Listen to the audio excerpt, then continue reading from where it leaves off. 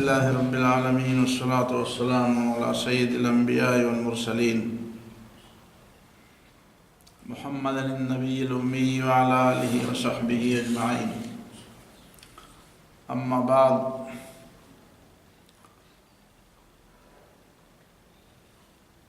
فعن زيد بن ثابت قال إن النبي صلى الله عليه وسلم كنا إذا جلسنا إليه إن أخذنا بحديث في ذكر الآخرة أخذ معنا، وإن أخذنا في ذكر الدنيا أخذ معنا، وإن أخذنا في ذكر الطعام والشراب أخذ معنا، فكل هذا أحدثكم عن رسول الله صلى الله عليه وسلم. یہ چند احادیث ہیں رسول اللہ صلی اللہ علیہ وسلم کے انسانوں کے ساتھ رویے کے بارے میں. ظاہر ہے کہ رسول اللہ صلی اللہ علیہ وسلم کی سیرت اور سنت کے بے شمار پہلو ہیں، لیکن در حقیقت ہے وہ معلم انسانیت، اور انسانوں کو انسانیت سکھانے کے لیے تشریف لائے تھے. اور ان کی بعثت کا مقصد مکارم اخلاق اور حسن اخلاق کی تکمیل تھا، اور انسانوں کے ساتھ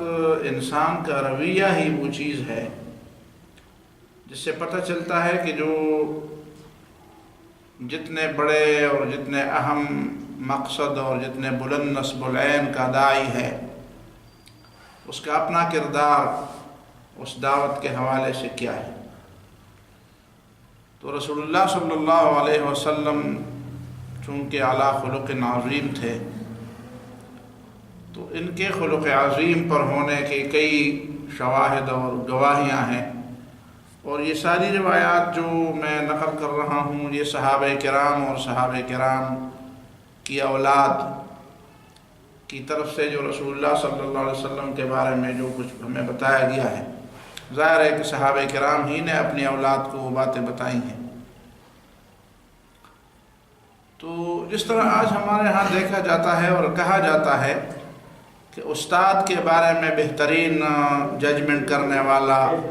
سامع اور شاگرد ہوتا ہے، خطیب کے بارے میں سب سے اچھا تجزیہ کرنے والا وہ ہوتا ہے جو اس کو سنتا ہے. تو کسی میدان کے مرد میدان کے بارے میں جو دیکھنے والے ہوتے ہیں اور جو تجزیہ کرنے والے ہوتے ہیں، اور جو ہمیشہ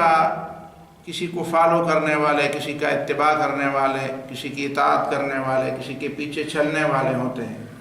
وہ دیکھتے ہیں ہر وقت. اور پھر جب ان کی وفات کے بعد وہ بیان کرتے ہیں کہ رسول اللہ صلی اللہ علیہ وسلم یا ہماری جو پسندیدہ شخصیت تھی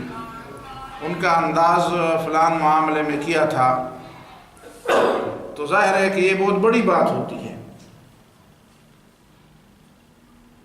ان حدیث میں پہلی حدیث ہے حضرت زید بن ثابت کی. زید بن ثابت انصاری رضی اللہ تعالیٰ عنہ بیان کرتے ہیں کہ ان النبی صلی اللہ علیہ وسلم کننا اذا جلسنا الیہ، ہم جب رسول اللہ صلی اللہ علیہ وسلم کے مجلس میں بیٹھے ہوتے تھے،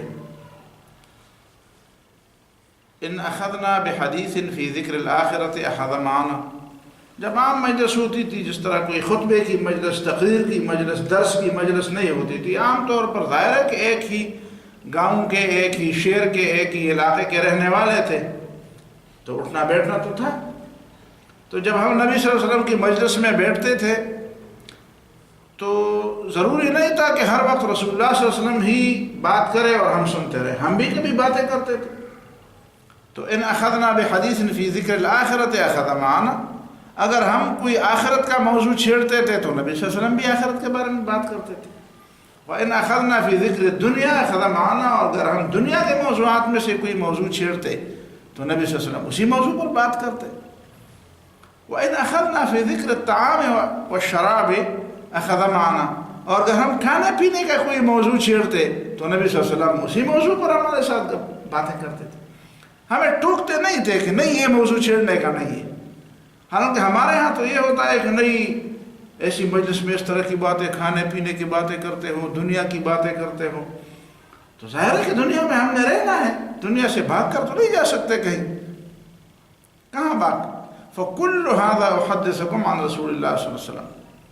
میں نبی صلی اللہ علیہ وسلم کے بارے میں آپ کو بیان کر رہا ہوں، اپنی طرف سے نہیں بیان کر رہا، نبی صلی اللہ علیہ وسلم کے، نبی صلی اللہ علیہ وسلم کی مجلس کے بارے میں تو میں یہ بیان دے رہا ہوں۔ یہ میں نے اس لیے آپ کے سامنے یہ حدیث رکھی تاکہ ہمیں اور آپ کو پتہ چلے کہ دین کے حوالے سے ہماری جو تربیت ہونی چاہیے وہ صرف آخرت کے حوالے سے نہیں۔ ظاہر ہے کہ آخرت کو ہم ترجیح دیں گے دنیا پر، لیکن دنیا کے معاملات بھی ظاہر ہے کہ وہ زیر بحث آئیں گے، کھانے پینے کی باتیں بھی زیر بحث آئیں گی۔ ظاہر ہے کہ انہی ساری بحثیں تو اسی کے حوالے سے نہیں ہوں گی کہ ایک مجلس سے 1 گھنٹے کی مجلس ہے اور پورا کا پورا گھنٹہ تکوں اور کڑاہی پر صرف ہوا، ایسا تو نہیں ہونا چاہیے، لیکن موضوع آ گیا تو اس موضوع پر بات ہونی چاہیے۔ دوسری حدیث ہے جابر بن سمرہ رضی اللہ تعالیٰ عنہ قال قلت له، سماک کہتے ہیں کہ میں نے جابر بن سمرہ رضی اللہ تعالیٰ عنہ سے میں نے پوچھا اکنت تتجالس رسول اللہ صلی اللہ علیہ وسلم، کیا تو رسول اللہ صلی اللہ علیہ وسلم کی مجلس میں بیٹھا کرتا تھا، نبی صلی اللہ علیہ وسلم کی مجلس میں تو بیٹھتا تھا؟ قال نعم، کہتا ہاں میں بیٹھتا تھا نبی صلی اللہ علیہ وسلم کی مجلس میں۔ اور پھر فرمایا کان طویل الصمت، عام طور پر رسول اللہ صلی اللہ علیہ وسلم خاموش رہتے تھے، ظاہر ہے کہ متفکر ہوتے تھے، غور و فکر کرتے تھے۔ وکان اصحابہ یتناشدون الشعر عنده، اور صحابہ کرام چونکہ عربوں کا عام طور پر مشغلہ شعر گوئی ہے، تقریباً ہر عرب شاعر ہیں، تو نبی صلی اللہ علیہ وسلم کی مجلس میں نبی صلی اللہ علیہ وسلم کے صحابہ شعر کہا کرتے تھے، کبھی ایک شعر کبھی، ظاہر ہے کسی موضوع، شعر کا تو کوئی موضوع ہوتا نہیں ہے۔ وَيَذْكُرُونَ أَشْيَاءَ مِنْ أَمْرِ الْجَاهِلِيَّةِ وَيَضْحَكُونَ، اور کبھی کبھی وہ جاہلیت کے قصے بھی سنایا کرتے تھے ایک دوسرے کو، اور پھر ہنستے بھی تھے کہ دیکھو وہ جاہلیت پر ہنستے تھے کہ دیکھو جاہلیت کے زمانے میں اس طرح کی باتیں ہوتی تھیں۔ فَيَتَبَسَّمُ مَعَهُمْ، تو رسول اللہ صلی اللہ علیہ وسلم بھی مسکراتے تھے، جب وہ ہنستے تھے تو نبی صلی اللہ علیہ وسلم کو ٹوکتے نہیں تھے کہ دیکھو میری پیغمبر کی مجلس میں بیٹھے ہو اور ہنستے ہو، تو نبی صلی اللہ علیہ وسلم خود بھی تبسم فرماتے تھے۔ فَيَتَبَسَّمُ مَعَهُمْ إِذَا ضَحَكُوا، جب وہ ہنستے تھے تو نبی صلی اللہ علیہ وسلم تبسم فرماتے تھے، یعنی شریک ہوتے تھے اس میں۔ ظاہر ہے کہ نبی صلی اللہ علیہ وسلم کا تو تبسم بھی کافی ہے، بہت بڑی بات ہے، حوصلہ افزائی کے لیے اور ان کے ساتھ شرکت کے لیے۔ حضرت جریر ابن عبداللہ بجلی رضی اللہ تعالیٰ عنہ کی روایت ہے کہ ان نبی صلی اللہ علیہ وسلم داخل بعض بیوتہ، نبی صلی اللہ علیہ وسلم اپنے کمروں میں سے کسی کمرے میں تشریف لے گئے، فامتلأ البیت، تو گھر بھر گیا۔ یہ اس زمانے کی بات تھی جب ابھی گھروں کے اوپر دروازے اور پردے نہیں لٹکائے گئے تھے، یعنی ابھی حجاب کا حکم نہیں آیا تھا، تو نبی صلی اللہ علیہ وسلم گھر میں بھی لوگوں کو بلاتے تھے تو لوگ آتے تھے، تو گھر بھر گیا۔ ودخل جریر، اور جریر نے کہا کہ میں بھی آیا، تو فقعد خارج البیت، تو میں مکان کے باہر بیٹھ گیا، کھلی زمین تھی، بس زمین پر عرب آج بھی اسی طرح زمین پر بغیر کسی چیز کے بچھائے اسی طرح بیٹھتے ہیں، یہ بے تکلفی آج بھی ان میں ہے، بس اسی طرح ہم نہیں بیٹھتے، اسی طرح مٹی میں اور اسی طرح خالی زمین پر اسی طرح آلتی پالتی مار کر بیٹھ جاتے ہیں۔ تو کہتے ہیں میں بیٹھ گیا، فابصرہ النبی صلی اللہ علیہ وسلم، کہتے ہیں نبی صلی اللہ علیہ وسلم نے مجھے دیکھا کہ جریر آیا اور اس دروازے کے باہر اسی طرح بیٹھ گیا زمین پر۔ فاخذ ثوبہ، تو اپنی چادر اٹھائی نبی صلی اللہ علیہ وسلم نے، فلفہ، اس کو مروڑا، اس کو لپیٹا، ورما بہ الیہ، اور میرے طرف نبی صلی اللہ علیہ وسلم نے اسے پھینکا، وقال، اور نبی نے فرمایا اجلس علی ھذا، چادر پر بیٹھ جاؤ۔ دیکھیں نا، یعنی گھر میں جو مہمان آتا ہے، باہر سے جو لوگ آتے ہیں، ان کا احترام ہے کہ آپ ان کے احترام کے لیے بیٹھنے کی کوئی جگہ باقاعدہ مقرر کر دیں یا اسے بیٹھنے کی سہولت دے۔ تو اور سہولت تو نہیں ہو سکتی کہ ہر شخص کے لیے کوئی کرسی ہو، صوفہ ہو، کوئی قالین بچھی ہوئی ہو، چارپائی ہو، اس کے اندر سرانے اور تکیے پڑے ہوں۔ بہرحال یہ ہے کہ یہ چادر ہے، یہ چادر بچھا کر، تو نبی صلی اللہ علیہ وسلم کی چادر تھی۔ فاخذہ جریر، جریر نے اس چادر کو اٹھایا، ووضعه على وجهه، اور اپنے چہرے پر رکھا اس کو، وقبلہ، اور اس کو چوما، اس پر بیٹھا نہیں، اس چادر کو اس نے چوما احترام کی وجہ سے، تاکہ نبی صلی اللہ علیہ وسلم نے ایک آنے والے کا احترام کرنے کے لیے نبی صلی اللہ علیہ وسلم نے اپنی چادر اسے پیش کر دی، اور صرف یہ پیش نہیں کرتی کہ جس طرح سے کہا کہ میں آپ کو چادر دے دوں، نہیں، بس دے دی چادر، پھینک دی اس کی طرف، لیکن اس نے اسے اٹھایا، اپنے منہ پر رکھا تبرک کے لیے۔ ظاہر ہے کہ نبی صلی اللہ علیہ وسلم کے جسم مبارک کے ساتھ جو چیز مس ہوئی ہو اس میں تو تبرک ہوتی ہے، وہ تو صحابہ کرام سے ثابت ہے، اس میں تو کوئی دو رائے نہیں ہو سکتی۔ حضرت عبد الرحمن بن عوف نے نبی صلی اللہ علیہ وسلم کی چادر جو ہے وہ مانگی تھی نبی صلی اللہ علیہ وسلم سے، اور اسی لیے مانگی تھی کہ مجھے اس میں کفنایا جائے، یہ میری کفن ہو۔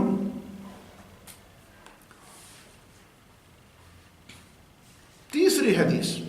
زہری کہتے ہیں سألت عائشہ رضی اللہ تعالیٰ عنہ، ظاہر ہے کہ اس میں کچھ ایک راوی درمیان میں سے گر گیا ہے، اس لیے کہ زہری کی ملاقات تو حضرت عائشہ رضی اللہ تعالیٰ عنہ سے نہیں ہے۔ کیف کان خلق رسول اللہ صلی اللہ علیہ وسلم، رسول اللہ صلی اللہ علیہ وسلم کا اخلاق کیسا تھا؟ فی بیتہ، اپنے گھر کے اندر، فقالت کاحدکم، جس طرح عام لوگ ہوتے ہیں، عام لوگ جس طرح گھر میں ہوتے ہیں اسی طرح نبی صلی اللہ علیہ وسلم بھی گھر میں ہوتے تھے۔ یرفع شیئا ویضعہ، کبھی کسی چیز کو اٹھاتے تھے ایک جگہ سے دوسری جگہ، یہ غلط جگہ رکھی گئی ہے تو بس کہتے ہیں ایک چیز اٹھاتے ادھر رکھتے، اور کبھی ایک چیز کو رکھ دیتے تھے، ایک جگہ سے دوسری جگہ رکھ دیتے، چپل ادھر پڑی ہے تو اس کو اٹھا کر ادھر رکھ دی، ادھر برتن ادھر پڑا ہے تو ادھر سے ادھر رکھ کر، یعنی جس طرح گھروں میں لوگ اپنا گھر سمجھتے ہیں، اور کسی چیز کے بارے میں کبھی ایک چیز ادھر سے اٹھائی ادھر رکھ دی، اور کبھی ادھر سے اٹھا دی ادھر رکھ دی۔ وَكَانَ أَحَبَّ الْعَمَلِ إِلَيْهِ الْخِيَاطَةُ، اور نبی صلی اللہ علیہ وسلم کو پسندیدہ عمل یہ تھا کہ وہ کسی چیز کو سی دیتے، مثلا کپڑے پھٹے ہوتے تھے تو سوئی دھاگا اٹھا کر اس کو سیتے تھے، اور یہ عمل ان کو بہت پسند تھا۔ جوتا کہیں سے پھٹ گیا تھا تو نبی صلی اللہ علیہ وسلم خود تار لے کر اس کو سیتے تھے، اور یہ عمل نبی صلی اللہ علیہ وسلم کو بہت پسند ہوتا تھا۔ یعنی چھوٹے چھوٹے کام کرنے سے نبی صلی اللہ علیہ وسلم اپنے آپ کو بڑا نہیں سمجھتے تھے، کہ چونکہ گھر کے چھوٹے چھوٹے کام میں ایک برتن ایک جگہ سے اٹھا کر دوسری جگہ پہ رکھنا اصلاح کے لیے، یا کوئی چھوٹی سی چیز ایک بٹن خراب ہو گیا تو وہ بٹن کو وہاں پہ پھر اس کو وہاں پہ لگانا، یہ کسی دوسرے کو کہا جائے کہ شاباش لگا دو، نہیں، چھوٹی چھوٹی چیزیں تھیں خود وہ کرتے تھے، اور اسی میں عظمت ہوتی ہے، اور اسی میں عظمت اسی میں نہیں ہے کہ آدمی ہمیشہ دوسروں سے کام لیتا رہے، عظمت اسی میں ہے کہ آدمی چھوٹے چھوٹے کام خود۔ پھر یہ ہے کہ ہمیں تو سفر میں کافی مدت ہم نے گزاری ہے، تو واقعی انسان کو جب اس کی ایسی عادت پڑ جاتی ہے کہ وہ ہر کام دوسرے سے لیتا ہے، ماؤں کو، بہنوں کو، گھر کے لوگوں کو، بچوں کو کہتے ہیں یہ کرو وہ کرو، اور خود کام نہیں کرتے، تو جب وہ سفر میں ہوتا ہے بالکل اکیلے کہیں رہتا ہے تو پھر اس کو بہت بڑی تکلیف ہوتی ہے، وہ کئی چھوٹی چھوٹی چیزوں کے لیے بھی کسی دوسرے کا محتاج ہوتا ہے، اس لیے کہ اس کو تجربہ نہیں ہوتا۔ اگر ابتدا سے آدمی چھوٹی چھوٹی چیزیں اپنے ہاتھ سے چھوٹے چھوٹے کام کر لیں تو ایک تو وہ گھر کے اندر گھر کا فرد ہی شمار ہوگا، لوگ اسے کوئی اس کے درمیان اس کے بچے اس کے کوئی فاصلہ تصور نہیں کریں گے، اور دوسری بات یہ ہوئی کہ سفر میں جائے گا تو اسے کوئی تکلیف زیادہ نہیں ہوگی۔ تو نبی صلی اللہ علیہ وسلم کے، میں سمجھتا ہوں کہ آج کے جو لوگ بڑے سمجھتے ہیں کیا بڑے ہوں گے لوگ، لیکن اتنے بڑے لوگ جو اپنے آپ کو کہتے ہیں، جو نبی صلی اللہ علیہ وسلم سے کوسوں دور ہے، میلوں نہیں ہزاروں میل دور ہے، بہت بڑا فاصلہ ہے، تو وہ بھی اتنے چھوٹے چھوٹے کام کرنے میں عار محسوس کرتا، کبھی بچہ اٹھایا، کبھی کوئی چیز اٹھائی، کبھی راستے سے کوئی چیز ہٹا دی، کبھی اپنا کام خود کر دیا، اپنا جوتا خود صاف کر دیا، اپنے جوتے کا تسمہ خود ٹھیک کر دیا، تو ایسی چھوٹی چھوٹی باتوں پر وہ کہتے ہیں اچھا یہ ہمارے کرنے کے کام نہیں، حالانکہ نبی صلی اللہ علیہ وسلم انسانوں میں کتنے عظیم ہیں۔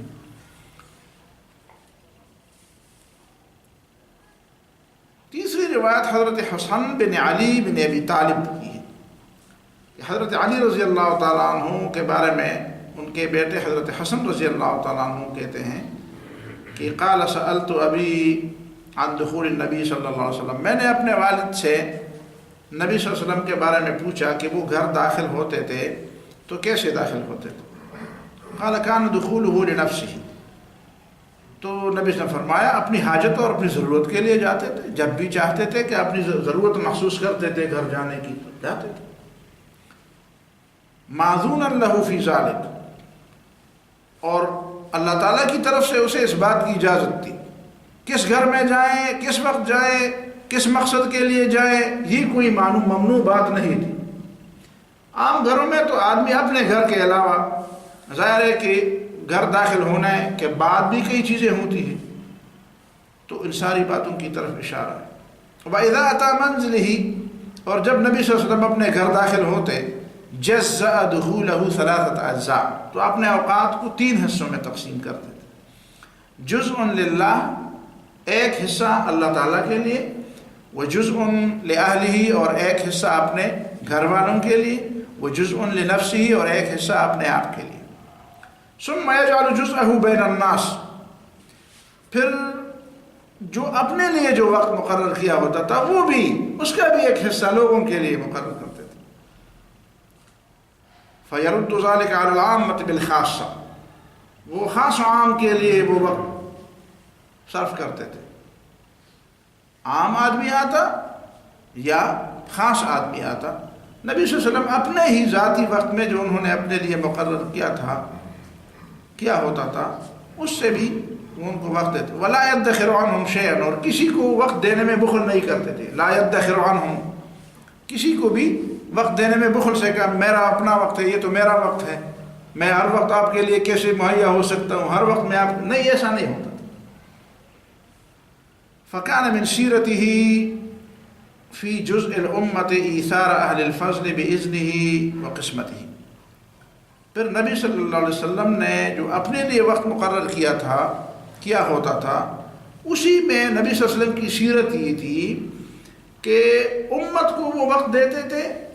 اپنا ذاتی وقت جو ان کے آرام کے لیے ہوتا تھا وہ وقت بھی امت ہی کو دیتے تھے، اور امت میں سے اہل الفضل، جو فضیلت والے لوگ ہوتے تھے اور جو بڑی قربانیوں والے اور بڑے مرتبے والے لوگ، ظاہر ہے کہ وہیں پہ تو قربانی علم اور مرتبہ قربانی کی بنیاد پر ہوتا تھا۔ کسی کی قربانی اس کی ذاتی شخصیت اور اس کے مال اور دولت اور اس کے خاندان کی وجہ سے تھوڑی ہوتی تھی، تو اسی کا لحاظ رکھتے تھے۔ علی قدر فضلہم فی الدین، جس طرح کسی کی فضیلت دین کے بارے میں ہوتی تھی تو اسی طریقے سے نبی صلی اللہ علیہ وسلم بھی اس کو فضیلت دیتے تھے۔ منہم ذو الحاجہ، کچھ لوگ ایسے ہوتے تھے جو اپنی ذاتی کام کے لیے آتے تھے، ومنہم ذو الحاجتین، کبھی کسی اور کے کام بھی لاتے تھے، ومنہم ذو الحاجات، اور کسی کے بہت زیادہ ضرورت ہے، یعنی یہ نہیں ہوتا تھا کہ بھئی ایک بات کے بارے میں بات کرو دوسری بات کے بارے میں بات نہ کرو۔ کچھ لوگوں کی یہ طریقہ ہے کہ بھائی آپ نے تو کہا تھا کہ ایک کام ہے، ابھی تو تم نے دوسرا کام شروع کر دیا، آپ نے تو کہا تھا کہ 2 باتیں، ابھی تو تم تیسری کی بات کے بارے میں بھی بات کر رہے ہو۔ کسی کی ایک بات ہوتی تھی، کسی کی 2 باتیں ہوتی تھی، کسی کی بہت زیادہ ہوتی تھی۔ فَيَتَشَاغَلُ بِهِمْ، نبی صلی اللہ علیہ وسلم کے ساتھ مشغول رہتے تھے۔ وَيُشْغِلُهُمْ فِي مَا يُصْلِحُهُمْ، اور نبی صلی اللہ علیہ وسلم ان کو اس انداز سے مشغول رکھتے تھے کہ ان کی اصلاح فرماتے تھے۔ والامہ، پوری امت، یعنی ایک فرد کی اصلاح بھی مقصود ہوتی تھی اور اس کے بعد آنے والے لوگوں کی اصلاح بھی مقصود ہوتی تھی۔ من مسئلتہ عنہم، نبی صلی اللہ علیہ وسلم لوگوں سے پوچھتے تھے اور پھر باتوں کی اصلاح کرتے تھے۔ وإخبارہم بالذی ینبغی لہم، اور جو لوگوں کی ضرورت کی بات ہوتی تھی وہ از خود بھی لوگوں کو بیان کرتے تھے۔ ویقول لیبلغ الشاہد منکم الغائب، اور پھر ساتھ یہ بھی کہتے تھے کہ میں نے تمہیں جو باتیں بتائی، تم اس وقت یہاں پہ موجود ہو تو جو لوگ موجود نہیں ہیں ان کو بتاؤ۔ وابلغونی حاجۃ من لا یستطیع، اور لوگوں کی ضروریات مجھے پہنچاؤ۔ جو لوگ یہاں پہ اپنی ضرورت لے کر نہیں آ سکتے، ظاہر ہے کہ دور دراز کے علاقے لوگ ہیں، کوئی فارغ ہوگا کوئی فارغ نہیں، کوئی آ سکتا ہوگا کوئی نہیں آ سکتا ہوگا، کوئی خود پوچھ سکتا ہوگا کوئی خود نہیں پوچھ سکتا۔ تو جو لوگ میرے پاس نہیں پہنچ سکتے اور اپنی ضرورت نہیں پہنچا سکتے، ان کی ضروریات بھی مجھ تک پہنچاؤ۔ لوگوں کے بارے میں بھی مجھ سے معلومات لو اور چیزیں مانگو، بتاؤ کیا چیزیں ضرورت ہے لوگوں کی۔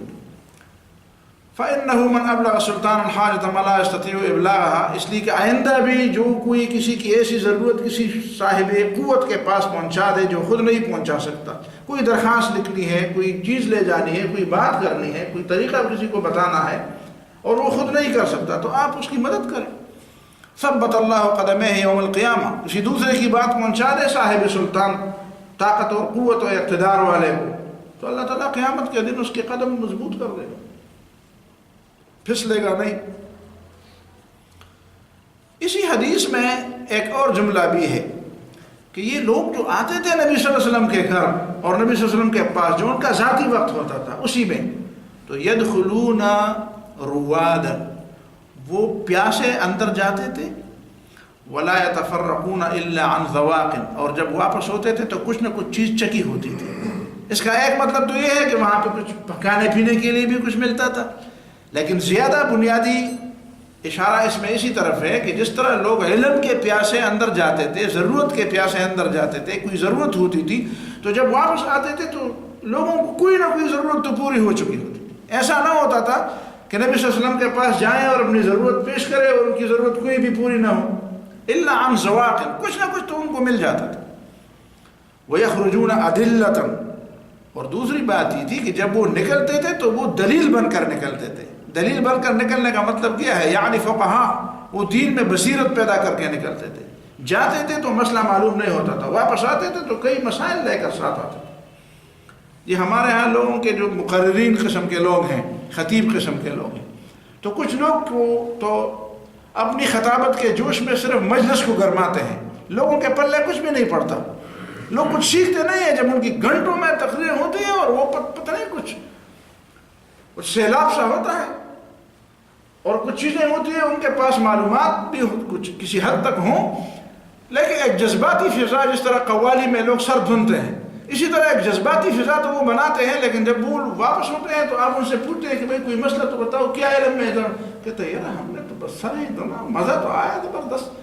تو پلے تو کچھ نہیں پڑا نا۔ علم اصل میں وہ ہے کہ جب آپ کسی علمی مجلس میں جائیں، کسی علمی درس میں جائیں، کسی صاحب علم کے پاس جائیں، تو جب آپ واپس جاتے ہیں تو آپ کے پلے کچھ پڑا ہو،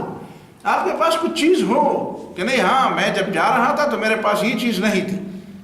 یا میرے دل میں یہ سوالات تھے اور اب یہ سوالات حل ہو گئے۔ تو ظاہر ہے کہ پیغمبر اور غیر پیغمبر کا تو فرق ہوگا، لیکن بہرحال طریقہ تو یہی۔ وَيَخْرُجُونَ أَدِلَّةً، جب وہ نکلتے تھے تو وہ فقہاء ہوتے تھے، سمجھدار علم والے ہوتے تھے۔ قُلْتُ فَأَخْبِرْنِي عَنْ مَخْرَجِهِ كَيْفَ كَانَ يَصْنَعُ فِيهِ، جب نبی صلی اللہ علیہ وسلم نکلتے تھے تو پھر کیا کرتے تھے؟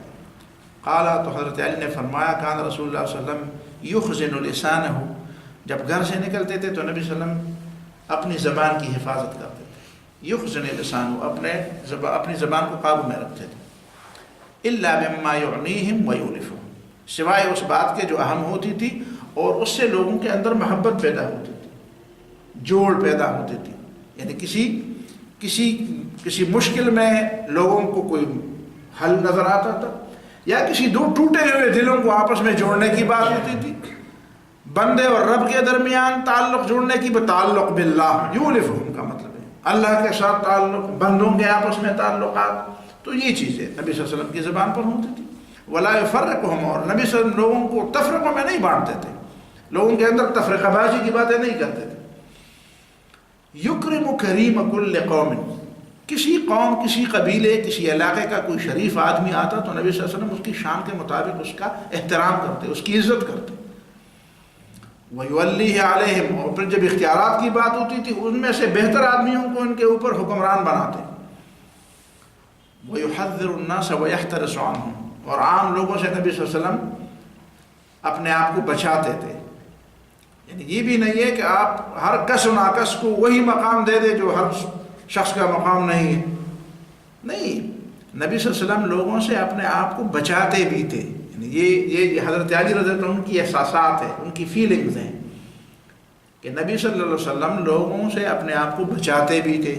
من غیر ان یتوی عن احد بشرہ و خلقہ،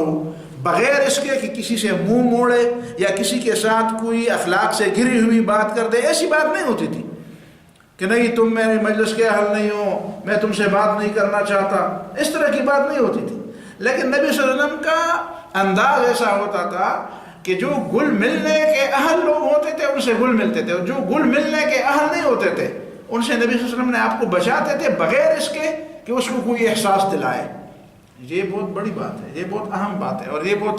بہت قیمتی بات بھی ہے اور بہت اہم بھی ہے، اور کام کے لوگوں کے لیے، بلکہ ہر شخص کے لیے، اس لیے کہ کبھی آپ ایسے شخص سے، کبھی کچھ لوگ ایسے بھی ہوتے ہیں جب آپ سے معمولی بات ایک دو باتوں میں آپ ان سے گل مل جائیں نا تو دوسری تیسری بات وہ ایسی کہہ دیں گے نا کہ آپ حیران ہو جائیں گے کہ یہ کیا بات ہے اور یہ میں کیسے آدمی کے ساتھ میرا پالا پڑ گیا. کبھی وہ گالی دے گا, کبھی وہ کوئی ایسی بات زبان سے نکالے گا کہ آپ ادھر ادھر دیکھیں گے کہ یا اللہ خیر, یہ اگر کسی نے دیکھ لیا کہ یہ ایسی باتیں بھی سنتا ہے اور ایسے لوگوں کے ساتھ بھی اس کا تعلق ہے تو پھر میرا کیا بنے گا. مجھے تو پتہ ہی نہیں تھا کہ اس آدمی کے منہ میں ایسی جراثیم بھی ہے. تو ایسے جراثیم والے اور ایسے بدزبان قسم کے لوگوں کو نبی صلی اللہ علیہ وسلم پہچان لیتے تھے. ظاہر ہے کہ نبی صلی اللہ علیہ وسلم کی بصیرت تو ایسی عام بصیرت نہیں تھی. ایک عام مومن کی بڑی بصیرت ہوتی ہے تو نبی صلی اللہ علیہ وسلم کی تو بصیرت بہت زیادہ تھی. تو ایسے لوگوں سے اپنے آپ کو بچاتے تھے بغیر اس کے کہ اس کو کچھ کہیں. یہ بہت بڑی بات ہے. وَيَتَفَقَّدُ أَصْحَابَهُ, اور جب صحابہ میں کوئی نہیں ہوتا تھا مجلس میں تو اس کے بارے میں پوچھتے تھے کہ فلان کیوں نہیں آیا, وہ تو نہیں ہے, آج مجلس میں نہیں ہے, درس میں نہیں ہے, کئی دنوں سے نظر نہیں آ رہا, نماز میں نے اس کو نہیں دیکھا. وَيَتَفَقَّدُ أَصْحَابَهُ وَيَسْأَلُ النَّاسَ عَمَّا فِي النَّاسِ, اور لوگوں کے بارے میں پوچھتے تھے, لوگوں سے پوچھتے تھے کہ لوگ کیا کہہ رہے ہیں, ہاں بتائے ماحول کیا ہے, فلان بات کے بارے میں لوگ کیا کہہ رہے ہیں, فلان معاملے کے بارے میں, مثال کے طور پر نرخ کے بارے میں آج کیا, نرخ کے بارے میں, حالات کے بارے میں آج کیا نئی حالات ہیں, کیا لوگ کیا کہتے ہیں. وہاں پہ مجلس لگی ہوئی تھی, بازار میں لوگ کیا باتیں کر رہے تھے, تاکہ معلومات ہو جائے لوگوں کے بارے میں, معلومات لوگوں سے, لوگوں کے بارے میں معلومات, لوگوں کی دلچسپیوں کے بارے میں معلومات. وَيُحْسِنُ الْحَسَنَ وَيُسَوِّبُهُ, تو ان باتوں میں جو اچھی باتیں ہوتی تھی تو نبی صلی اللہ علیہ وسلم اس کی تحسین فرماتے, کہتے ہیں یہ بڑی اچھی بات ہے. اگر ان کو کہا جاتا کہ آج تو بازار میں لوگ زکوٰۃ کے بارے میں بات کر رہے تھے, لوگ جہاد کے بارے میں بات کر رہے تھے, لوگ پردے کے بارے میں بات ہوتا, اچھا ماشاءاللہ زبردست بات ہے, زبردست بات ہے, خوش ہو جاتے تھے. وَيُقَبِّحُ الْقَبِيحَ وَيُوهِنُهُ, اور جب لوگ کہتے کہ وہاں پہ غیبت ہو رہی تھی, وہاں پہ تو ایک نے ملاوٹ کی تھی, دوسرے نے ترازو میں کوئی ڈنڈی ماری کی تھی, کسی نے یہ کیا تھا, تو نبی کہتے ہیں تو بہت برا کیا, بہت غلط کام ہے, ایسا نہیں ہونا چاہیے. وَيَسْأَلُ النَّاسُ مُعْتَدِلِ الْأَمْرِ غَيْرَ مُخْتَلِفٍ, نبی صلی اللہ علیہ وسلم ہمیشہ اعتدال کی بات کرتے تھے, اختلاف کی بات یعنی افراط و تفرید کی بات نہیں کرتے, اعتدال اور میانہ روی کی بات کرتے تھے, کبھی افراط و تفرید ایک جانب لڑکنے والے نہیں تھے. لا يغفلوا مخافت ان يغفلوا, نبی صلی اللہ علیہ وسلم خود غفلت میں نہیں پڑے ہوتے تھے, اس لیے کہ ان کو تو لوگوں کی تربیت کرنی تھی. تو اگر وہ خود غفلت میں پڑ جائیں تو پھر لوگ بھی غفلت میں پڑ جائیں. اگر وہ کسی بات کو نظر انداز کر دیں گے تو پھر باقی لوگ بھی بات کو نظر انداز کر دیں گے. اگر وہ کسی چیز کے بارے میں معلومات ہی نہیں رکھتے, کہتے یار چھوڑو معلومات کی کیا ضرورت ہے, تو پھر لوگ بھی معلومات نہیں حاصل کریں گے. تو نبی صلی اللہ علیہ وسلم اسی وجہ سے غفلت میں نہیں پڑے ہوتے تھے اور لوگوں سے پوچھتے تھے, اور اچھی بات کی اچھائی اور بری بات کی برائی کو باقاعدہ بیان کرتے تھے لوگوں کے درمیان. باقی باتیں انشاءاللہ اگلے جمعے اللہ تعالی ہمیں سمجھ اور عمل کی توفیق عطا فرمائے.